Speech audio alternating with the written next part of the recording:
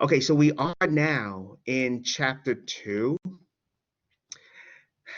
And, again, I'm not going to cover everything in the book because there's no time for me to do that. I'm only going to focus on the most important stuff, at least what I think is the most important. Okay, so what I want to start with today is 2.1.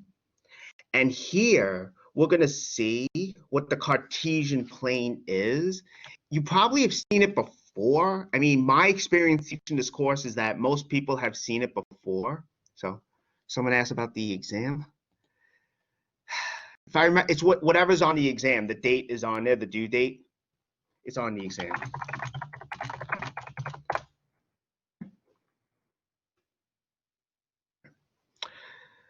Okay, so let me start again. Okay, so let me see. Can I have one? Yeah. So you know what? Let me stop the recording and start again because I lost. Sorry, let me just start again. I lost my train of thought. So anyway, so again, this is chapter 2 we're doing now. Okay. Now, the first section, 2.1, there is more to it in the book. I'm only going to do again what I think is the most important, and for us, that's going to be what you see here. The Cartesian plane you probably have seen more. If you ever had to graph, if you ever had to sketch a graph in two variables, x and y, then you have worked in the Cartesian plane.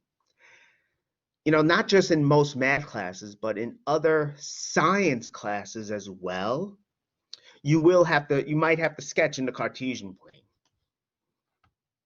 So, it is a well-known device that's used by many different people. Okay, it's kind of like it's a visualization of ordered pairs of real numbers. You'll see what I mean when we get to it. Also, we're going to see a distance formula, namely a distance formula for 2 points in the Cartesian plane.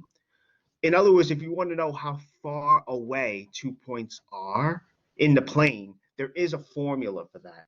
We're going to see that today. I'm actually going to try and prove why the formula works. It's based on Pythagorean's theorem. It's really, the idea is not that complicated.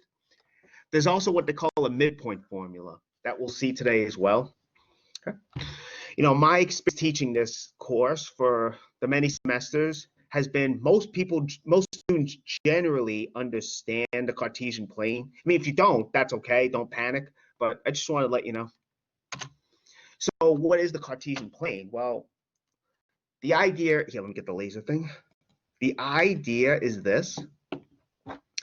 Let's say you have 2 copies of the real number line. One is horizontal, as you can see. The other one is vertical. Okay? What's going to happen is what's going to happen is this. The horizontal number line, okay, we call it the x-axis. The vertical line, that's called the y-axis. This is just some terminology. They will intersect in a point, right? And it actually will be a 90-degree angle here. In other words, the 2 lines here will be what we call perpendicular, which means that the angle between them is 90 degrees. This point of intersection, we call it the origin. Okay, it's just terminology. We call it the origin. Okay, just some terminology.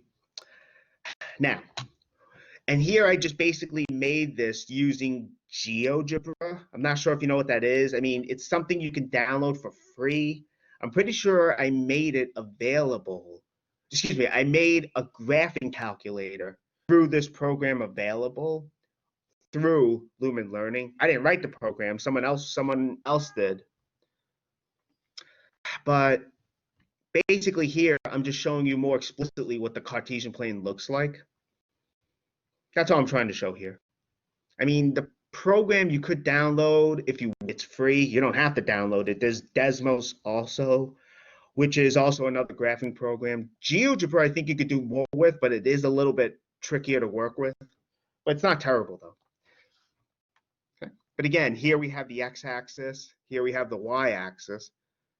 Where they, again, we can also label the number lines, like a half, 1, 1.52 like I'm doing. You don't have to use this exact labeling, but you can.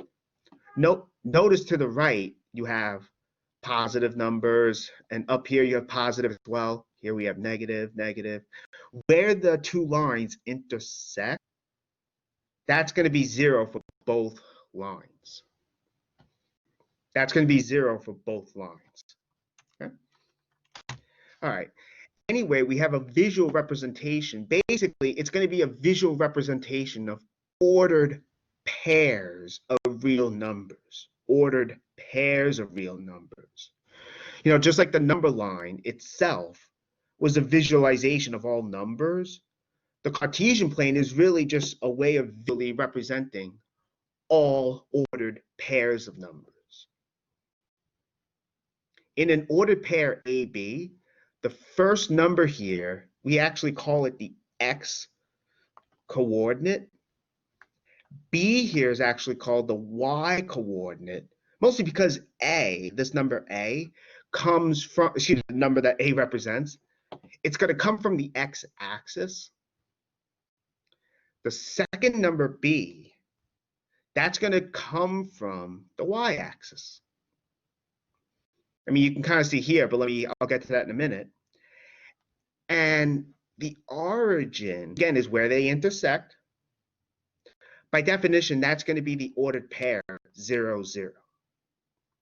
Mostly because what's going to happen is it's going to correspond to 0 on both number lines. But just like the number line, every point on the number line itself corresponds to a unique real number. Every point in the Cartesian plane is going to correspond to a unique ordered pair of numbers.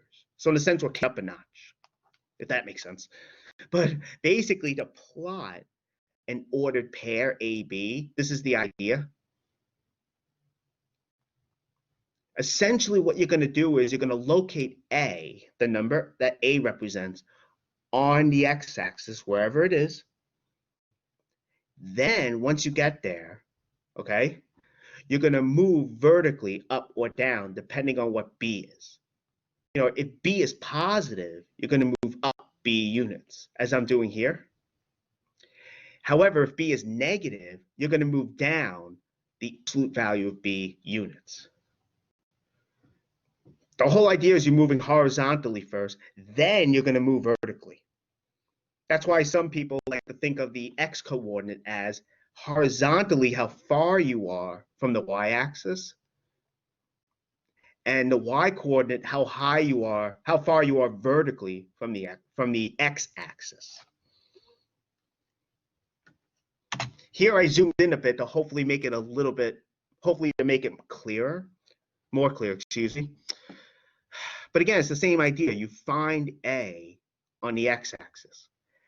Then what you do is you go up if B is positive, B units, and if B is negative, you're going to go down instead.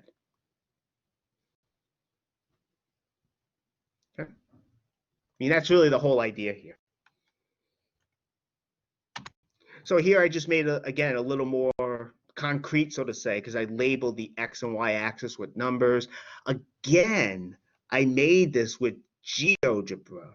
You know, if you ever want to learn how to use that, you know, don't be afraid to contact me. I'll show you what I can. I'm no expert in it. But for instance, let's say we wanted to plot this point 1, 2. How do we do that? Well, I mean, it's plotted already, but I can show you what I did. Basically, you locate 1 on the x-axis. You do here. Or if you want, you can think of it this way. You're going to move 1 unit, in this case, to the right. You would move to the left if instead the x-coordinate was negative. So once we get to 1, then we're going to go, in this case, up 2 units because the y-coordinate is positive. And we're going to arrive at 1, 2. Okay. So that's what we do here. Let me just say this, that with the A, you could think of it all as moving to the right A units if A is positive, or moving to the left the absolute value of A units if A is negative. You could think of it that way. I think that's what the book does.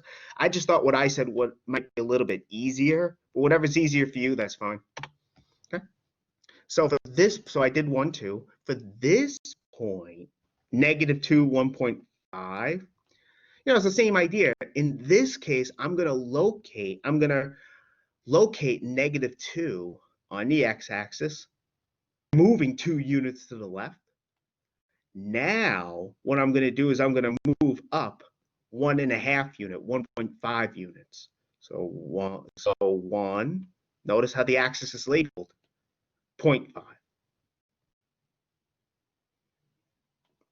Okay. Finally, to get to the third point, if we want to plug -3, -1, we're going to go to the left 3 units because -3 is negative. In other words, we're going to locate -3 on the x-axis.